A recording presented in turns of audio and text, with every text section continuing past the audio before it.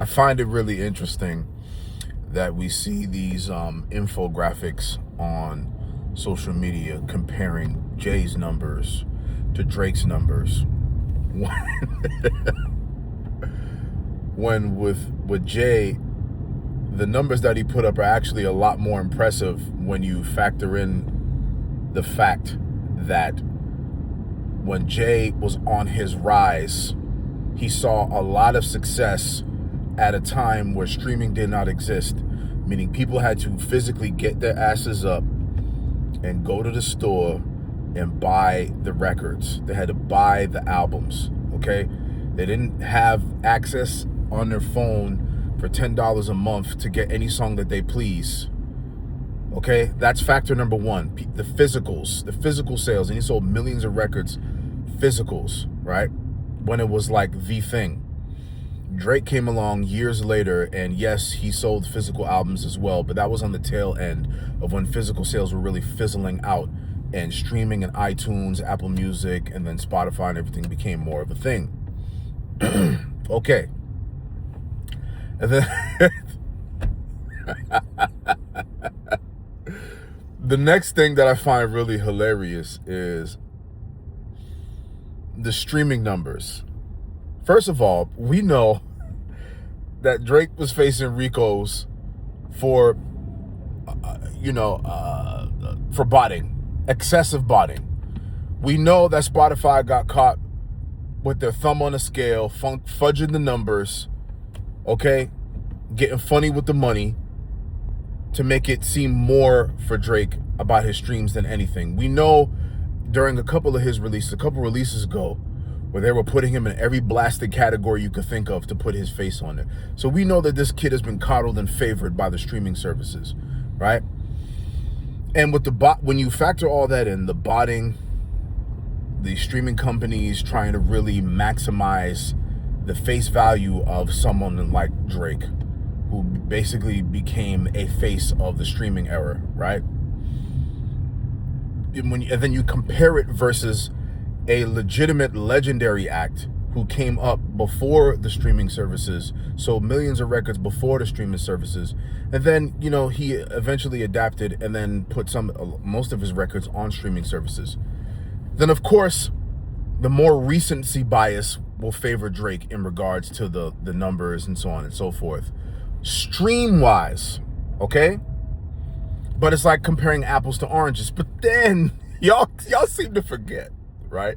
For a time, Hove took his records off of streaming services, off of the main ones, so he could do what? Put it on his own streaming service. His own. Do you guys know what that is? I'll tell you. It's Tidal. His own streaming service, which is competing with Spotify and Apple Music to this day. Shout out to Deontay Wilder, to this day. So here's the thing. You have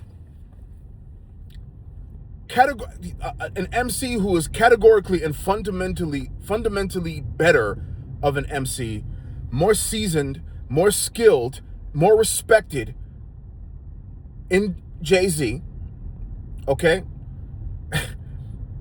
And then you guys want to talk about, you can't, Drake can't pop fly with Jay. If you listen to Jay-Z's music, you know you can't pop fly with him. If you see his portfolio, you know you can't pop fly with him. You know you can't pop fly with him. He is a multi-billionaire. Here's the other thing when I say apples to oranges, y'all. Drake is a very glorified worker. Jay owns his own label. He's owned his own label for God knows how, ever since he came out with Reasonable Doubt. Yes, he's been the president of Def Jam. And then he transitioned into Rock Nation. And we see how big Rock Nation is. He's not a businessman, he's a businessman.